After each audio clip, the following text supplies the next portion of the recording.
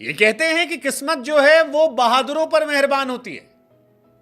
बहादुरी यूएसए ने पाकिस्तान के सामने पहली बार वर्ल्ड कप खेलकर और जीतकर दिखाई थी, और शायद यही वजह है कि वो पाकिस्तान जो हर बार जाता है कुदरत के निजाम के भरोसे, इस बार उसी कुदरत के निजाम ने कह दिया बाय बाय मेरी जान, बाय बाय पाकिस्तान।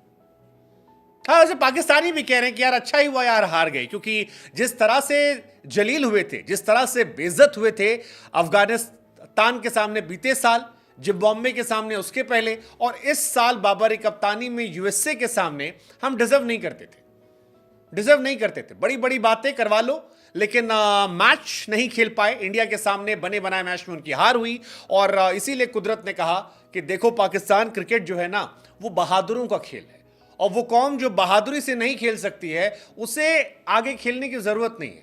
तुमसे बेहतर अमेरिका वाले हैं, कम से कम वर्ल्ड पावर है, दिलेरी से खेल रहे थे नए नवेलों की टीम लेकर, कुछ तुम्हारे लड़के कुछ इंडिया के लड़के थे, और अच्छा खेला, तुमको हराया, इंडिया को टक्कर दी, बाकी छोटी टीमों को हरा रहे हैं, तो let them go, they deserve कि वो आगे जाकर खेले। और अब पाकिस्तान का अगला मैच खेलना कोई लॉजिक नहीं है, और उसके बाद जो त्यौहार है वो जाकर वो घर पे मनाए। हाँ, मतलब अब वो अपनी छुट्टियां जो है वो आसानी से पाकिस्तान में बैठकर मना सकते हैं। कराची एयरपोर्ट या लाहौर एयरपोर्ट, जहां भी वो जाना चाहे जा सकते हैं, क्योंकि यूएसए और आयरलैंड का जो मैच था वो बारिश की वजह से रद्द हो गया। इस मैच के रद्द होने का असर यह था कि यूएसए को एक पॉइंट मिला, और जैसे ही एक पॉइंट यूएसए को मिला, पाकिस्तान उसी लम्हा उसी मोमेंट वर्ल्ड कप 2024 से डिस्क्वालीफाइड हो गया। पाकिस्तान के लिए, बाबर आजम के लिए यह शर्मनाक बात है। शर्मनाक इसलिए क्योंकि वो टीम जो नंबर 1 होने का ख्वाब देख रही थी, वो टीम जो 2022 में फाइनल खेलकर आई थी, बड़े हैरानी की बात है कि वो टीम सुपर 8 भी नहीं खेल रही है। पाकिस्तान टीम ने सक्सेसफुली क्वालिफाई कर लिया है Karachi railway station, Karachi airport या लाहौर एयरपोर्ट की तरफ।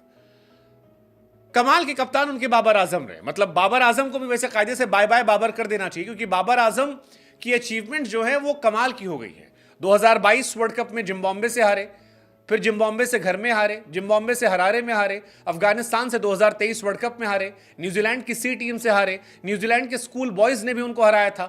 इसके बाद आयरलैंड ने उन्हें हराया, आयरलैंड के बाद उन्हें इंग्लैंड ने हराया, और इंग्लैंड के बाद बाबर आजम को यूएसए ने पीटा और फिर इंडिया ने पीट दिया। I mean that's really shocking. Babar Azam की टीम जो है वो वर्ल्ड कप 2023 में भी ग्रुप स्टेज से बाहर हुई थी। बाबर ने कप्तानी से इस्तीफा दिया था, शाहीन शाफरीदी कप्तान बने थे, फिर शाहीन को हटा दिया गया, अपने लाडले बाबर को फिर मौका दिया गया, और बाबर फिर T20 वर्ल्ड कप में बाहर हो गए। अब क्या फिर बाबर कप्तान बनकर आएंगे? आई थिंक अगर थोड़ी भी शर्म बाबर में या उनके क्रिकेट बोर्ड में होगी तो शायद इस बार बड़ी सर्जरी की जाए, जिसकी बातें पाकिस्तान में चल रही है। लेकिन फिर कहानी है कि एक तरफ पाकिस्तान के लिए आपको बुरा लगता है, क्योंकि इंडिया ने जितना सपोर्ट हो सकता था पाकिस्तान के लिए वो किया था। इंडिया ने पाकिस्तान को आगे धक्का दिया था, इंडिया ने पाकिस्तान को आगे बढ़ाया था, और पाकिस्तान को मौका दिया था कि वो अपने लिए कहानी बन सके। लेकिन उसके पहले यूएसए ने उनकी हार जो थी वो उसने खत्म कर दिया था, और ये दिन यूएसए क्रिकेट के इतिहास में शायद रखा जाएगा। पहली बार वो T20 वर्ल्ड कप खेल रहे थे और सुपर 8 में क्वालिफाई कर गए, और इसी के साथ यूएसए जो है वो T20 वर्ल्ड कप 2026 के लिए भी क्वालिफाई कर गया। So you should be happy for NRI Indians, क्योंकि वो हमारे भाई बंधु हैं जो वहां से खेल रहे हैं, और अब वो 2026 के वर्ल्ड कप में भी खेलेंगे, और वो बहुत खुश होकर खेलेंगे, क्योंकि पहला वर्ल्ड कप था, दिलेरी से खेले, जोश बढ़ाया, माहौल बनाकर गए, और फिर क्या हिस्टोरिक मोमेंट जो है वो क्रिएट कर दिया था। गजब यार। मतलब आपको यूएसए के लिए बहुत अच्छा फील होता है, लेकिन पाकिस्तान के लिए आपको बुरा लगता है, पाकिस्तानियों के लिए बुरा लगता है। पाकिस्तान के लिए क्यों बुरा लगेगा?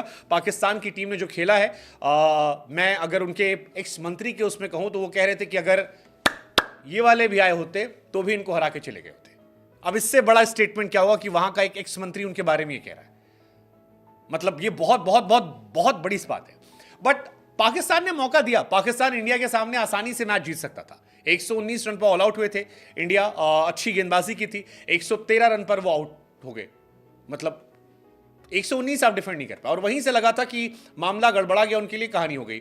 यूएसए के साथ वो एक दिन में 2 बार मैच हारे, पहले 159, उसके बाद फिर 18 रन नहीं बना पाए, और यूएसए जो है बल्ले बल्ले हो गया। पाकिस्तान चैंपियन टीम थी शुरुआत में 2020 वर्ल्ड कप में, और रनर अप थी, 2009 में चैंपियन बनी, 2010 में सेमीफाइनल खेला, 12 में सेमीफाइनल खेला, लेकिन उसके बाद से जिंदगी जो है वो खराब हो गई। 14 में सुपर 10, 16 में सुपर 10, 21 में फिर कमबैक अच्छा हुआ था बाबर की जब शुरुआती टीम आई थी, सेमीफाइनलिस्ट, रनर अप, लेकिन अब फिर फर्स्ट राउंड एग्जिट। 2022 के बाद बाबर का डाउनफॉल जो शुरू हुआ T20 वर्ल्ड कप के बाद, उसके बाद से वो कमबैक नहीं कर पाए, और यही वजह है कि बाबर आजम की टीम जो है अब सवालिया निशान में। पॉलिटिक्स, दोस्ती यारी .com, आपस में एक दूसरे को नीचा दिखाना, उनके खिलाड़ियों वहाब रियाज का सारी भूमिका अकेले निभाना, सो इतनी सारे फैक्टर्स, इतनी सारी चीजें, अनशन प्लेयर्स को ले आना, ओसामा मीर या अबरार को मौके ना देना, दोस्ती यारी में प्लेयर उतारना, 5-5 ओपनर को लेकर खेलना, मिडिल ऑर्डर में शादाब खान का बिना परफॉर्मेंस के टीम में बने रहना, देयर वर मेनी फैक्टर्स जिसने पाकिस्तान टीम को डेंट दिया, और इसी वजह से पाकिस्तान और बाबर आजम जो है वो दोनों कराची एयरपोर्ट के लिए जा चुके हैं। अब सारी बातें बकवास रह गई हैं, किंग कर लेगा T20 वर्ल्ड कप में, कोई किंग विंग नहीं है जी। घंटे का किंग एक्चुअली जो कहते हैं वही रहा, बिकॉज खुद पाकिस्तान में कह रहे हैं, मैं शहजाद कह रहे हैं और लोग कह रहे हैं कि यार कौन सा किंग होता है जो अपनी टीम को एक मैच जिता पाए।